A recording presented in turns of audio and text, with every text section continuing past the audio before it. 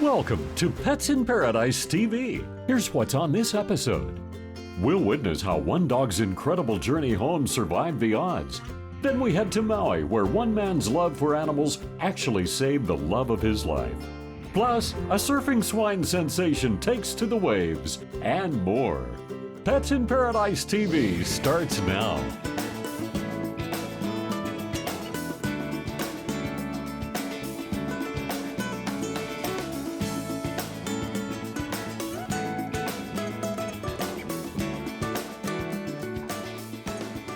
Welcome to Pets in Paradise TV. In our first story, we'll discover how one dog's love for his owner helped him survive a 12-hour swim through waters known for its shark population. But first, let's head to Kaneohe Bay to set the scene. Located on the east side of the Hawaiian island of Oahu, Kaneohe Bay was formed in ancient times when a volcano cataclysmically slid into the ocean depths, leaving behind a steep, jagged mountain range on land, and the bay itself, which is the largest sheltered body of water in the main Hawaiian Islands, 8 miles long and up to 40 feet deep. If you like rooting for the underdog, then this story is perfect. It has everything you'd find in a Hollywood thriller: a dark and stormy night, jagged reefs, and sharks lurking in the shadows.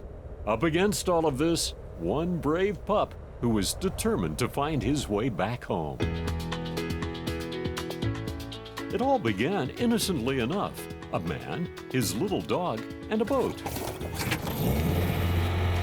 Duke usually sits in the foredeck of the boat. He kind of acts like a lookout up there and looks around. Duke is a mixed-breed Chihuahua, a breed known to be lively and adventurous. We had lots of great road trips with Duke until the winter day in 2008, where we had a little incident. Up until now, Duke's biggest challenge was how to scratch those hard-to-reach places. That was about to change. I had just purchased a new head sail, and I was anxious to try it out. So it was late in the afternoon, but I wanted to catch the open sea. The weather out there was real rough, and I wanted to see how she would handle, how she would do going out the Sampan Channel. On Kaneohe Bay, a sailor has to always be watching the horizon for changing weather conditions.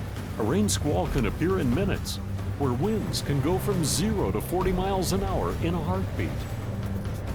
It was getting rougher as we were going out. It was getting kind of choppy, and weather was getting worse and blowing harder. Halfway out there, about 3 miles offshore, I did an accidental jibe. Tiny! An accidental jibe happens when the wind shifts in such a way that the stern of the boat accidentally passes through the eye of the wind. This causes the main boom to violently swing across to the other side of the boat. Duke, weighing just barely 12 pounds, was knocked off the boat by the force of the shifting sail. I didn't realize he'd gone over. I was adjusting my sails, and then I realized the dog was gone. My wife said, "Where's Duke?" And no dog. So I immediately dropped sails and commenced a search pattern, going back and forth. I fired up the engine, getting darker and darker and darker, and we couldn't find him. 4 miles from shore with the sun setting, Duke was in trouble. Besides simply doggy paddling for his life, Kaneohe Bay is one of the world's largest nursing grounds for hammerhead sharks. Duke's frantic splashing would have been like ringing a dinner bell for any nearby sharks. And we just kind of thought he would be shark bait. We just didn't think he'd make it. With darkness settling in, Walter had to stop his search pattern, reluctantly turning his boat toward the docks and home, heartbroken and resigned to the fact that Duke was lost at sea. It was just too dark. We couldn't see him, we couldn't hear him, and so we just gave up the search, turned on our masthead light and our running lights, and headed home, and with a heavy heart, of course. This toy-sized pooch would need a miracle to have a happy ending to this tale. So next day at noon, about noontime, the harbor master calls and says, "Your dog just swam up on a boat ramp." That's right. Duke, named after legendary Hawaiian waterman and Olympic swimmer Duke Kahanamoku, swam an estimated 5 miles over 18 hours to reach shore. Now, Chihuahuas are known to be active, but usually a daily walk is enough for them. Walter has a theory of what his heroic pup did after being thrown into the water. What makes that so amazing is what he did was follow my masthead light all the way into the harbor.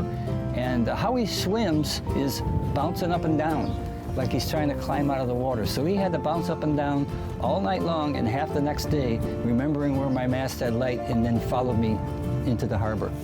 He was fine. It's like he'd never been, wasn't breathing hard or anything, just glad to see us.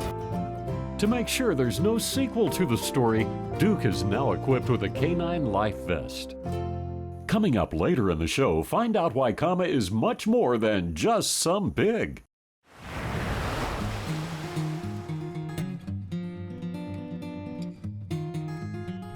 Meet Phoenix. He's a mix of two breeds. Take a look and see if you can figure out what two breeds he is. Phoenix is obviously playful and very alert. He's a natural with sheep. He plays hard, but he does like to cool off. Can you guess what Phoenix is? It turns out that the two breeds that make up Phoenix are similar: the Border Collie and the Kelpie. Both are dogs that have been bred to herd and manage livestock, particularly sheep. The Border Collie, originally from England and Scotland, is known for being very smart and considered by some to be the most intelligent of all dogs. The Australian Kelpie has also been bred to work livestock and is noted for his ability to work with little or no command guidance. A Kelpie can drive a herd of livestock long distances in extreme climate conditions. In addition to sheep, Kelpies also work well with cattle, goats, pigs, and even poultry. Now you know Phoenix, a Border Collie, and a Kelpie. Coming up, more Pets in Paradise. Now, more Pets in Paradise TV. You may have heard the phrase Maui no Ka'oi. It means Maui is the best. Long regarded as a favorite destination for humans, Maui is also a haven for many other species. Aloha! Welcome to the Boo Boo Zoo! I'm Sylvan, and this is our place of refuge for all of Maui's orphan, injured, and sick animals. Come on in and let me show you around. This particular facility, also known as the East Maui Animal Refuge, is an all-volunteer, no-kill, nonprofit sanctuary for injured or orphaned animals. And these are our kids running around the house. Most of the animals here were brought because they were orphans from hunters, like that little guy there. This one here was blind. This one right here is arthritic, and when she lays down, she can't always get back up. Oh, George was just found in somebody's backyard out in the country one day. George is a character. Doogie was brought as a baby because he also was born blind. And he's a lover. Yes, he's a lover, I know. Luckily for these animals, Sylvan has an unlimited supply of love and aloha, and his nurturing ways extend far beyond the animal world. Met my wife Susie 30 years ago. She was the girl next door. We were living in a condo in Malaya. And then I found out that she had come to the islands to live out her life because she was diagnosed with terminal cancer. Part of the treatment was that Susie had a very strong mental drive to survive. So knowing that she was most happy when she had sick little critters to take care of, I started collecting sick little critters for her to take care of, and that was her occupational therapy. Occupational therapy became our addiction. And as it turns out, that drive was found in helping those who, just like her, need the best prescription that all the money in the world couldn't buy: love. So together they began adopting animals who needed some TLC as part of her occupational therapy. And as it turns out, for all they gave and continue to give, they received something much more valuable. Susie has been cancer-free for almost 30 years. You may notice that there are all kinds of species that are freely mingling with each other, and everyone seems to get along just fine. That is mainly because they are each one brought in a life-threatening situation. There are some things you got to be careful of, like the aviary where we have the wild birds here. We try not to bring the cats in. We do have 90 cats. Right here is one of our 15 owls. and this is Athena. And Athena was brought because she's blind. She was hit by a car. Known as one of several ancestral spirits, or Aumakua in Hawaiian culture, the pueo can be found on all the major Hawaiian islands, but their numbers are dwindling. Although known as a skillful hunter, the pueo has succumbed to man-made hazards, from the pollution on our air to the bright lights of passing cars. We take in everything from exotics to everyday birds. We have a lot of doves and minor birds. And in the aviary, the door is always open for customers to come and go as they please. Back here is primarily the cat area, and here are where we keep the ones that are going through some kind of medical treatment right now. That's Mr. Bones. Mr. Bones was brought because he was diagnosed to be epileptic. We have 90 cats right now, all of which have come because they were either orphaned, injured, sick, something wrong with them. We also have our dirtier area, which we can't do anything about because that's where the pigs live. This area right here is potbelly pigs. A lot of people get them as pets and find that they just are too much and too big to be a house pet. And that's because the only way to keep these guys miniature is to feed them a specialized diet. They don't usually get that big because usually the farmers slaughter them after a year. We are giving back now, taking care of all of these guys, trying to save their lives the way they saved ours. Today, this Pied Piper of the animal world continues to be a savior for the island's injured and abandoned animals. Another reason to say, Maui no Kaoi.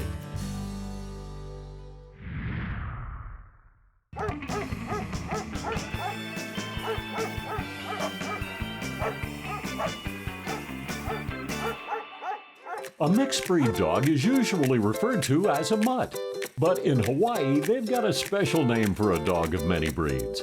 Can you guess what a mutt is called in Hawaii? A coconut dog, B, a poi dog, or C, a beach dog. If you picked B, poi dog, you're right. Poi is usually associated with the edible paste made from pounding the taro root. But in this case, it's because in Hawaii history, there was a breed of dog that ate poi. Unfortunately, the dog itself was used as food until foreigners arrived and ended the practice. The breed eventually became extinct, but the name lived on and is now used to describe any mixed breed dog. Coming up, more Pets in Paradise. There are over 500 dog breeds. In this segment, we like to focus on just one and learn all about it. And today, it's all about the French Bulldog. The French Bulldog, the Frenchie, is an ancient breed. It really started in Greece. They were bred with other dogs. The Mastiff was developed. But the Bulldog also made its way to France after the Industrial Revolution and were bred with terriers, which made the breed smaller. So the term French Bulldog is not really correct. But in France, they were considered highly fashionable and were sought after by high society. In the United States, they were prized by society ladies too, and were first introduced at the Westminster Kennel Club Dog Show in 1896. And because the Frenchie has restricted airway capacity, they're unable to stay cool in some conditions, and that's why many airlines will not allow Frenchies to board. Airline cargo spaces where animals are kept experience extreme temperatures while sitting on the runway. Frenchies are also known for developing back and spinal problems, plus some eye diseases, including cataracts and glaucoma. In addition to their owners loving the breed because of their easy maintenance and temperament, lots of famous people have made the French Bulldog their pet of choice. They've even made it to Hollywood a number of times, starring in the movie Bored to Death and the TV show Modern Family. And now you know all about the Frenchies.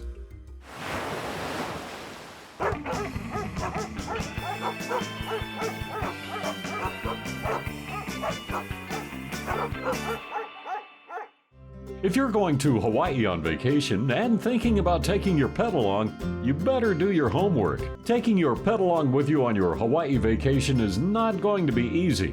Hawaii is the only state in the country that does not have rabies, and they want to keep it that way. Hawaii's quarantine law states that any dog or cat must have passed a series of tests before arriving in the islands or face a mandatory 120 days in quarantine. Those tests include proof of rabies vaccination, having a timely rabies blood test, and they must have a microchip. If all the tests are met, pets can be released to owners in 5 days or less. So it's not really practical to take Fluffy on vacation. Coming up, more Pets in Paradise. Welcome to Pets in Paradise TV, and we invite you to sit back and enjoy this sublime surfing swine. When you hear the word pig, you might think of this, or even this. But a surfing pig? Well, that's a new one. Meet Kama, the surfer sensation.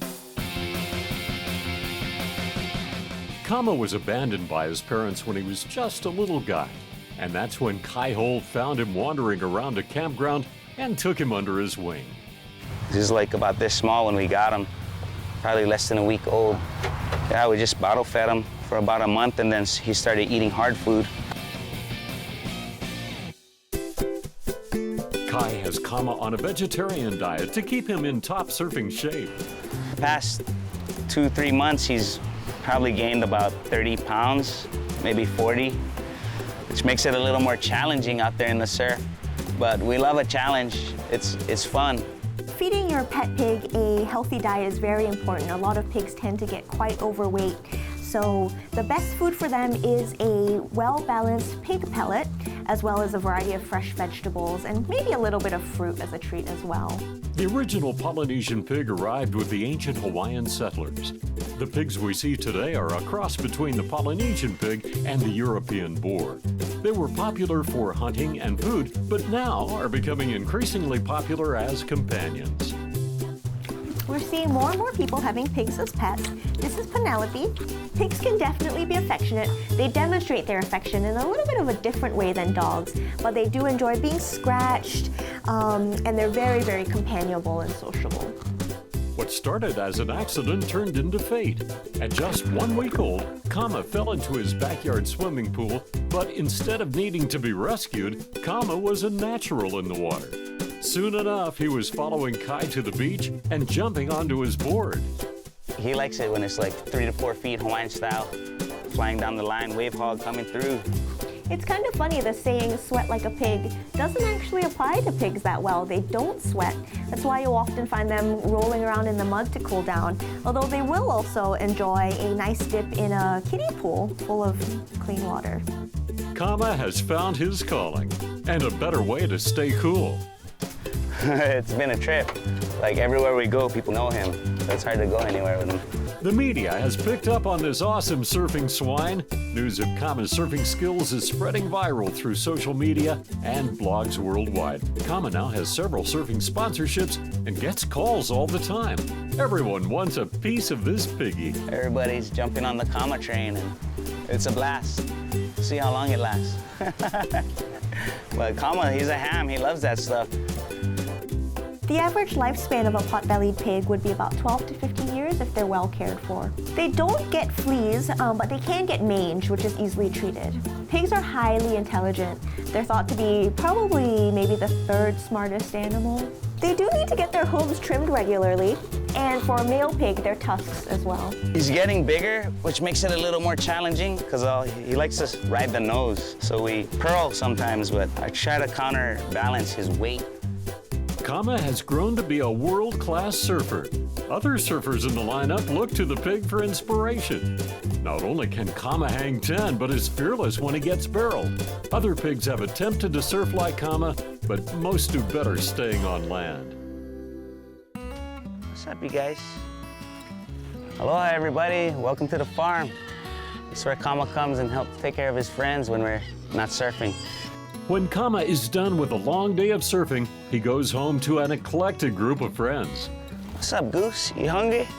This here is Goose. She's a real good bird. Yeah, Goosey Goose.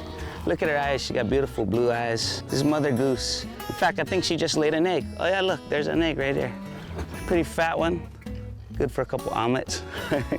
What's up, Turkey? His middle name's Gobble Gobble. Come here, boy. How you doing? He's kind of weird if you look at him. Kind of looks like a vulture. He's He's got a couple girlfriends. He's gonna have some kids, so his legacy will continue. But he's always gonna be my dog. Kama may blend in well back at the farm, but he has shown the world that he's anything but ordinary. His resilience shows that even an abandoned swine is worthy and capable of the most extraordinary things. Surf's up, Kama!